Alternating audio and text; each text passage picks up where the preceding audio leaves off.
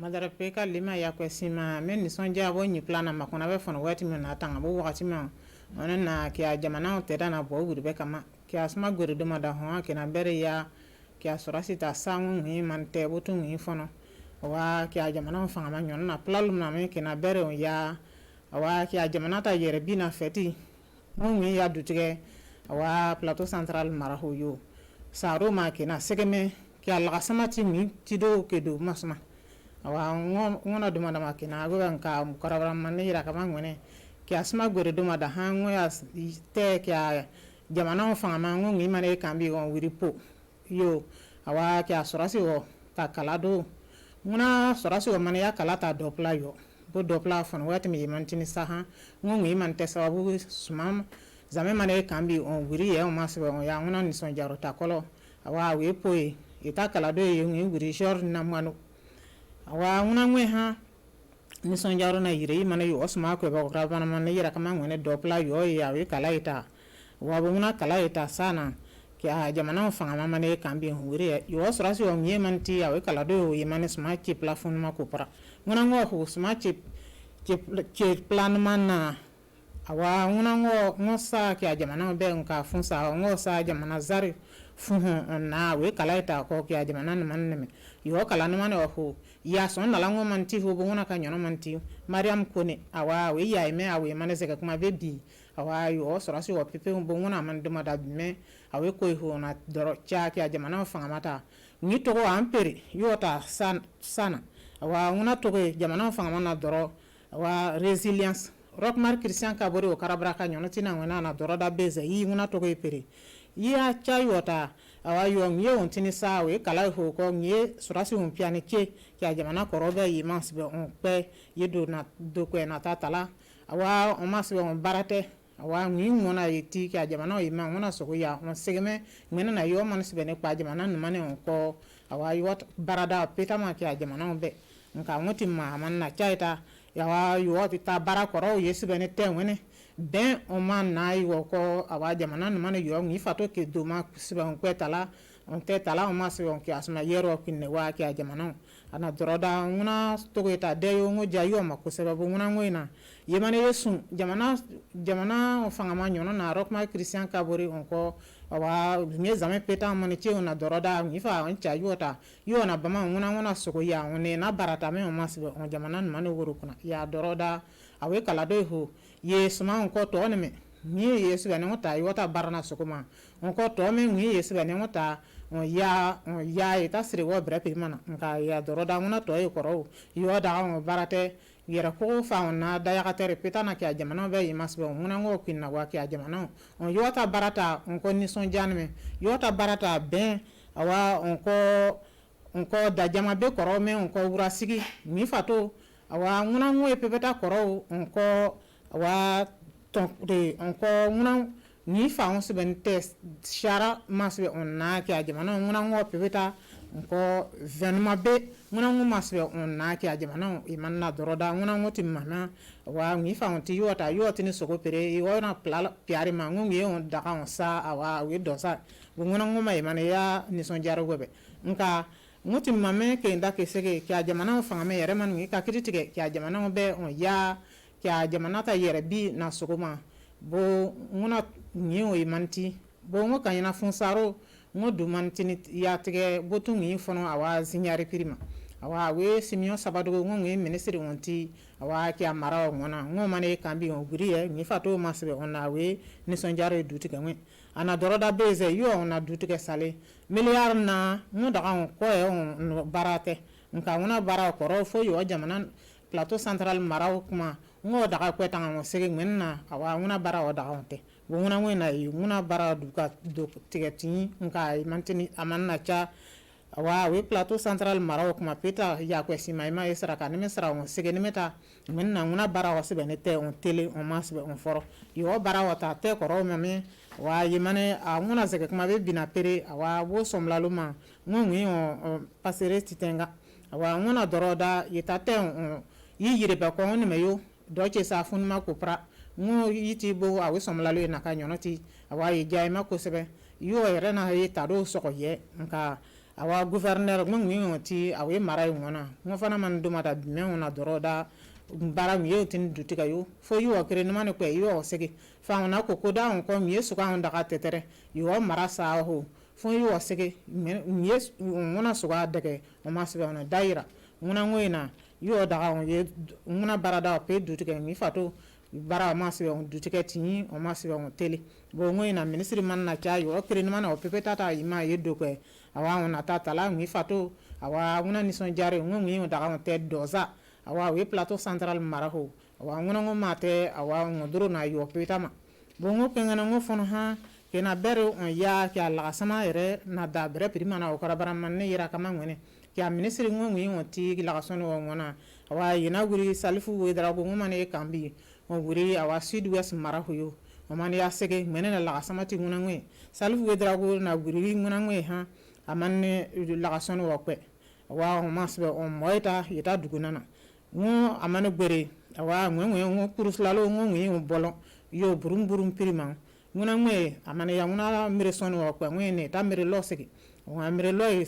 segi wati mi hectare tin fune eti mi nguna mire lo ngo wa ngwe nguna sma ngo ye ngti awe mire so ngo ya sansu che sa fun manna nguna ngo koro so nala peti ko pala masa awa ne so nka ya doro yo sma na doro da yo fa me wa sabu yo sibe on nguna barawata bariga yo fanga me we wa zon miri tuka tere ho on ko ina engrais awa on zabre yoma on yo kame on ko mazini me ngongi on mazini ma koruson nguna ngo bo shoche bo ni la kason ngo peta te sababu yo on sibe on na yo la ga o tetere yo on egu wa bo awi ministre na sa nguna ngwe mane kambi on guri Bertrand Somé ta loho wa nguna Bertrand Somé nguti wa bo kuruslalo me yo mane ya ye nyono de nguna ngota laga mangwe ina doro da ngota laga wa ngosege jako sebe onka hectare ko pra ngoti ni son wa nguna ngwe pirima onka ngwa doro da beze wa ya long ne tiosma nguna kakiri ya ngun Israel mara onko ko Mali mara ho imane kambi nguri o ya nyono de dama sumata ngwe on toto da son sebe ne son tolo ngoma ngun ko sebe nka ke do masuma beze ya long ne sege jayo wa ngungi kakiri yi umbi one kuruka ya loho wa one ya nguna kuri ngun te sababu yo a son frère one sonja o karabraka nyono ti na ngone awe va ka koreho nka ina sa nguna ngwe imane kambi me ona guribe awa nguna bo kuruslalo ya nguna koro ina doroda ni fa nguna suma nya ngwe neme frère ngungi yoti yo son frère on ma ho nguna ko yaga na yiri ni me ko sebe on ko kwere ti bobiri nguna ngo petao yo ne me frère to na me yo fanga me wa mane shori pere ni fato ima sebe ne kayo la garu ina doroda nguna ngota che yo ngona ko awa no ya ne me yo ya frère man ka wuro mena o yayo yo to da e kula na no ya nguna ngwe bu nguna ministry ngona doroda ini so mane ja on yo la garu o sigime amane tlango me on yo la gasono o sigitu ku ita barawo on sebe ne saye nka ke do masma muhunu maraho ke da ke sege awe la gasama me ngoti ngiti nona bongo man te sababu ke abarate kwere na bongo mane kambi onguri awe muhun maraho yer ko masbe ya nyono de nguna lagaro mangwe nguna me ha pundu nguna pundu ngo bo kuruslalo ngo ngiti awe muhun maraho ngai mane gbere awa sana ta loho nguna sana e bo nguna ngo ko alu makuma nen ne son o ita kora dona e wa manano ngo ngi mane son ha yena doroda nguna mana ke do masama ngo sege jako sebe yo yera wuro kuna nka nguna ngo zinzo wa noel kadeba nguna ngo tinison nka nguna noel kadeba ngo ngi ta ya dugulo nguna doroda ke do masama wa yere bre wuro na bariga yimane nyane ko sebe awa willo hu to kan yena na ngo yeta wa yo ofra on sebe ne sege ja nka ngo bo ngo timmame wa yimane kambi ngo guri bo daru nguna daru e ngongi kilo fun yone war koy nguna ngwe awa imane ya nguna sonita losege awa hectare fun sa ngwa nguna hectare fun sa wa va ka son on etla ngone dasi son bo nguna ngo koro na doroda yi yere nina ban suma bena nyiati do na barga ni fa yi yan nina bano ya frère na sumata lakari ya ngongi ya hectare zolone che na fun ma ko hu nka ke do masma fanga meta jema ngongi ye pere kobida pita ma shorida na one kasmata lagaro ngona ngote sababu awa ngo yota lagare na nyina bano noya awa yoma bo ngona yona sigeme lagasama ngo yayo awa noya na awa yo son frère ma place bene ja yota me nka kena sai ngona ngwe kena ya awa namatenga wa muna namatenga eme ke do masama ngona lagasono ngona doroda lagasama kone dutika saliga nka yoti ngwebe awa yo wuro kuna barga kabi wuro era kuma simen na me as tatirika nka ni fango yo nyane suma wa ngo kuruda manda kuruda ha engrais e barga ke do masama lagasono pepe se bane engrais terga am gezo platala sana sa ne zoko nala ngo gum pita taka mataga ngo mane che ngo che yo ta son frère ma yo laina ye yo mona e ni gumwe nka wa bo ngona lagasone ta fanene ngona lagasone ta zega kuma ngo ngwi ministre won tige awa yo lagaro ho one sma do lagason do na one barke ko la ngota ka kirima ye lagasone pepeta ma ne mo yota on yota ladina sogoya ye nyane manesu bene no yaita barga ke do masma wa bo ngona so na kati ka nyono na kati wana doroda ke do masma ye gberena wuro mene man tingena ati ye sma titriga la konyo ngo do mani jaye bra gberena menga bo ngona ngena yota ka kirima la sone man daga on bama on piane ya la tetere on ko kurune me an tetere gunyo luguro na mena ye ne daga tugo ye segeme yo fanga me o nye son frère to ka zabre wa ye ma ngo tere on tugo yota ka kirina tugo nona ye hona sogo ya wa yi la na on toto da yane kula da ezi wa tengone pepeta yena ni gun awa na zonfa gun yeta lagaro bo nguna ngwa mana yira na sigebe awa la kasone peta ma emasbe o mo ngona sogo ya yita fangona gbana da ngun ye ya engrais tere bre primana awa ye ngona da ngona ngoni mana ne we yo ngodana bo ngona me ke toto da ki miye ngutanga bo wakati on mbokita awa kifana turu ko ngona doma dawo on subene bosere ladi awa on ya ngona kakirita bisogoma mi fa man tiketa sama ha ona guri be kama bongo wa wuro na tarata zapere yeke na guri be wa masbe ona baroka mekanichi kenati koza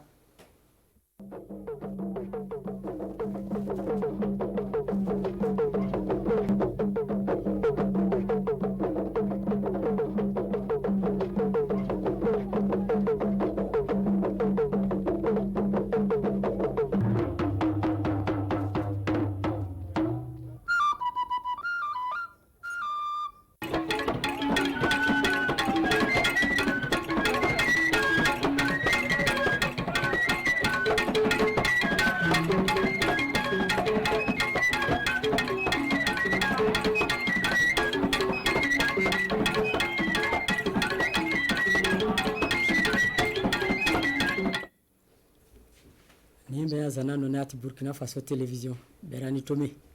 ezi kele ati dia yelmano ni saw ani zanora yani adia tile maturita ati yukme yapo na man ati yelmano kota ati dia a yelmano azudan a in a satuchuya bibie lizeri ayidara ati tew nikpe na e arok mar Christian Kaboria oda mali viru ti yi a po vopo unata apo tempo a in ati sojari na ko yikpenya na be apo ti soke be yi a in a bali ze we soba a sojari na yiri anako yikpenya po una kina po o meti launa zini apo ni bure na i akrisa nibe ni a hala purbe a bena to soltar mi to oto ban a alitome za bena toni sone a gouvernement a potin poa eke bena wayia a nibe benya za yo a labe ulena de a era wula ke sizana bena ta teoni pe pour ben barka yaga bon yel feri wazin abe tempo na i a po a nawuri ngapona poa eke be mi sona e bali a yele a nibe wontar a yambaro bebe alle euna a teoni pe wulke no ireben irawni yaga u pourebe a barka yaga eke be min abe aéroport wula ke be kana le wul a teoni pe abe yelferi abe yelferi a wula ke a nahuri mapona poa a pobili yaga zirmi zona be me a gana tiwa ale enwa be zelina a teoni pe ala ime boma unto songni be me bauman a bena bole a baraja ala ibum me a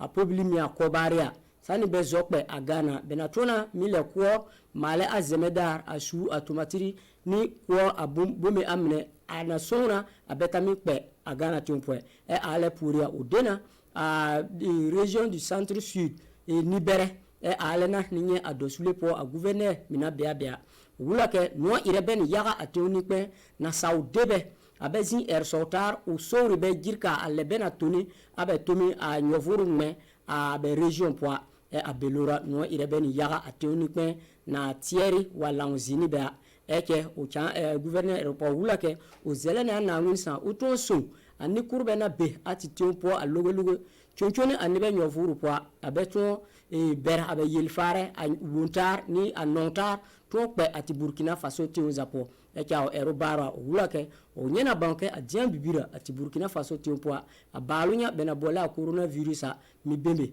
o chan zele anangun sa o ton so a balunya o ton zan ni ati Burkina Faso tiun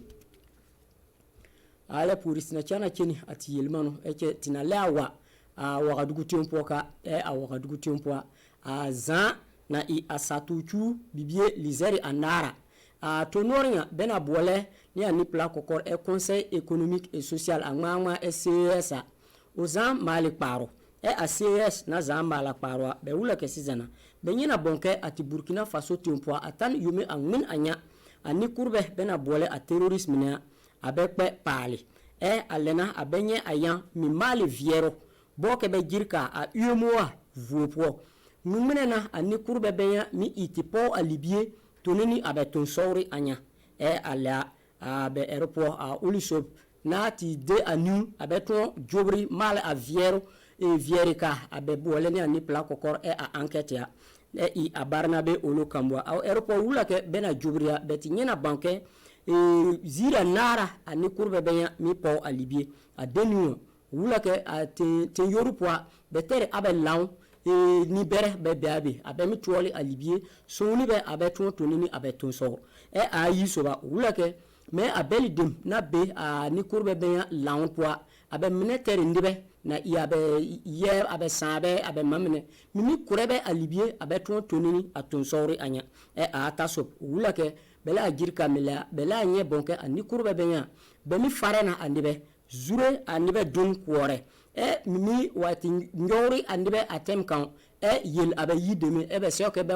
ya libye abe ton berbe e ale zapuria wula ke be kana mile male me yero bena boleni ani pla kokor a trafika ale sanwa be mi tere ateme kwen mi kwore e ale za na sonlebe abe por alibie to toni abe ton sori anya e ke benazi azan be boke be lawn zinitar bibie anar po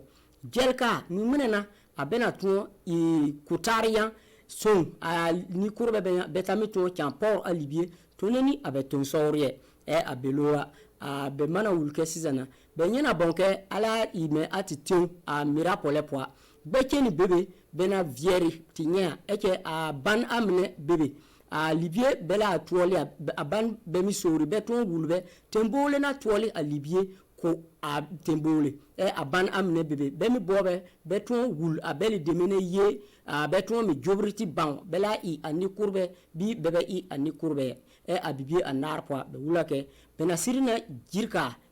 gel a yele jir a lebe mina na ton i tison ani kurbe benya na be a yomo avu po bazwaza ati Burkina Faso tiompo saune anebe nyovura a libye ataton kan war abe nduru po abe kan tonini abe ton sorie ale puris na chana ar ati région du centre po kan keni ati yelmanu eke a région du centre po alemia a in parona za mali e a parona malia a yome anu soba kier anya a ti tewni bere na wani a yampala abe bole a PNDS de toni ni mier ati Burkina Faso tiwa e a région du centre nibe na za pantar lanzi a belidim na kare a tomi a sembalo a yiri meb na ko yiri meb ni abome za tomi yelezia ti poni a belidim na kare a libye yelezia abe zan lanzi na jirka a yome tura yi dole a lizernya na tin a chur a yo down poa bun to mena betu eke libye amina abede toni atomi a gouverneur aéroport wula ke sizana tome sirina ton a churu ayuob anya na tola po alebe I me a nibe nati yi wulken no be irebe abe bole a grève ria be sirina tontome atomi be nati sor bobe be ton a I me alebe na boba bela I me ala I me tomi soruna atan tomi bure kuba dole lizata ni pieni anu anyato so abe jelo pa be wa jela nye bonke tome bure lizeri ayuoba abe ton a bare a tome na chambe a tomezu abe bare sera atan me tome bure lizayi doli ayopoi anyato soba a bela ngbe azafoni tara ina me tome bure lizata ni pieni atana abe tombaria a libye benade toni a ali tomene a tome lizata ni pieni atabure anya a libye iratita me milliard piwe doli million lizeri anu anyato so ke be wulake a churu ayuob anya mina kya be na chana zi abe paro nyapo chan jelika amina be se ke be ter to toni atomi abare a jelo po be mina jela a gouverneur chana wulke a libye be na jela atan milliard ayuob dole million ko ba nu anyato so abe se ke be ter to toni atomi abare me ale abe benaboba ke wulake a yometure yi dole a lizeria pona be PNDS to mise ok abare ke atome wa bare abe wulke abe région du centre meb to mi se ok are ale enwa be mina chana les unitar akparo nya po chan kutarian jirka PNDS to mi wa bare ngune na abena I chan le port alibier chan port ayan ni afan toni atome ngana che a région du centre poa ale puriste na chana cheni atiyelmano abelora na vira ti yi a région du sud-ouest vupo a belora a in a ministre nya na kare a kob yelezie abe boole a salifo wedrawa oleno a kuseranya na datola o damal viru ti yi a région du sud-ouest vupo mina jirka mumina na a sionme a tito makuranya po a o vira yi a dano a jibu titani a gawo vupo a gawo vupo o keni commune bena boole a banlo be a burum vupoa a belora onata o lana erso a kakobe na saw a titewni pe boolwa bu ayuna a titewni pe wulake o tiboke a kakobe ton son ko munina ta me ton million bena bunza na ton son a ti Burkina Faso tale dar amune a teyoru ware abe erso tarpoa be wulake sizana no irebe ni yaga bu be poni mubure mile po a poro a gouvernement na siura libye koribea a po bena chobi na ko amunia atan hectare lizeri pie ni ayuob anyato sup a be eropa be wulake a hectare lizeri pie ni ayuob ni adole anya be imnibe lizata ni pie ni anar na kor avonya ale enwa be wulake a ministre na vire enye azir aviela la atunina a encadrer mene wulu mo be sirina wulu be vla abe misiri tu atu alena so a poru viel anya abe Europe po chanle mala a ministre wulake o be poni tracteur soni akakobe bunzana na ton son abe kob aton kin nindara abelora a kakobe wulke sizana a yuna action abe pe fonwa a ti in wahala kobe sana wati a wa mantani a tracteur ani abe po abe groupement ni po asirina sombe abe ton ko a poru azuo adian abe na dian kwa abe chantier kani avier asion wasiri a iba bena tona ko ati dawli zuo a alebena na ko ayuna a ministre viru po o chana miletita ndir bena bole Bertrand Sommer a uli nyasoba o me virati yi Israel ni Mali vupo be o pawni yampale na nye andebe be ko tamezurua ale o minawa o jira a gawo vupo atame na yawme mi to ko a obunkore tamezuru a poru una to ko ayuna a ya town ndi a town siemia a yelotan me hectare ayopoi anyato soba a ministre Europa wulake onyena banka ziram ne bebe azanzule misiri pe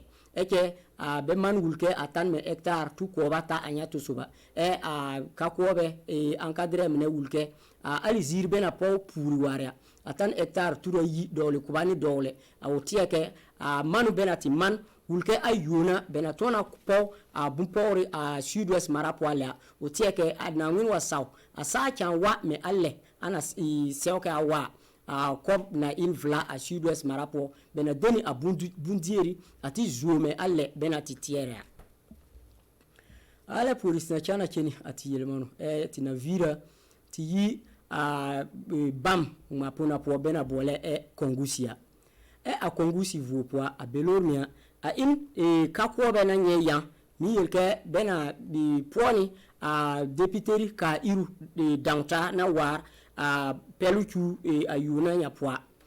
abe manu po be in nibe liseri pieni ayop mina bobe be po a deputeri ka iru anya po eke be wula ke boni so abe mantar Allah bena bole asidwa ya po bobe be po a dantar anya po abe manu po be wula ke ayumin bara a politiki parti rimi wana wa on abe ka irnibe na ibang kari abe mine I dota bere abe mine mi inna ko sabe eke bele mi atita a deputeri yikwen po bebe mi ton erfabe ale ona abe mi nye yeke bele mi ir ton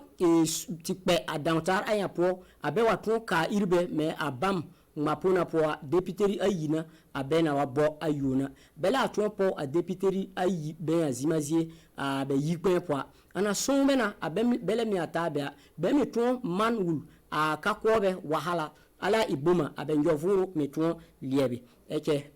uli sobra de a ero abe yur enwa abe bole a elaji useni wermia wula ke bena ibobe be po a dantar anya po be dina ni mal viru bam maponi a département ni a commune ni po a alizirza bena mala viru ti ya anibe yina yaga wulkebe ben abe po ale zana ko be afan